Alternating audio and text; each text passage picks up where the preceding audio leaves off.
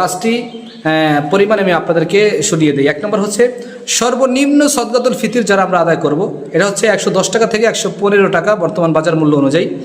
2 নম্বর হচ্ছে জব অনুযায়ী, বাজারে যে জব পাওয়া যায় জব অনুযায়ী একবারে সর্বনিম্ন এটার দাম হচ্ছে 400 টাকা থেকে 530 টাকা আসবে একজন মানুষের।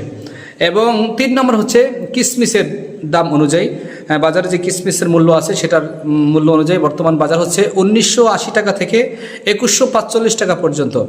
4 নম্বর খেজুরের যদি মূল্য আমরা হিসাব করি তাহলে তার টাকা আসবে 2310 টাকা থেকে 2475 টাকা পর্যন্ত। 5ম নম্বর যেটি সেটি হচ্ছে পনির। পনির এটা সাধারণত আমাদের দেশে কম দেওয়া হয়, তো এটা যদি আমরা কেউ দিতে চাই পনির হিসাব করে তো সেটা হবে 2805 টাকা থেকে 2970 টাকা পর্যন্ত।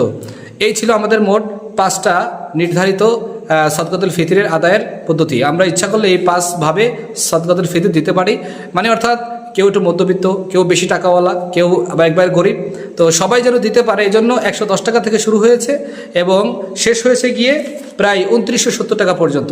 আল্লাহ তাআলা আমাদের সকলকেই এই সদকাতুল ফিতির সুন্দরভাবে আদায়ের তৌফিক দান করেন। হাদিসের মধ্যে আসছে, আল্লাহ রাসূল ভিন্ন একটা হাদিসের মধ্যে বলেন, আস-সাদকাতু তারুতুল বালা, যে সদকা মানুষের বিপদ আপদ বালা মুসিবত দূর করে দেয়। আল্লাহ আমাদের সুন্দরভাবে সদকাগুলো ফিতিরগুলো আমাদেরকে আদায় করার তৌফিক দান করেন। আসসালামু আলাইকুম ওয়া রাহমাতুল্লাহি ওয়া বারাকাতুহু।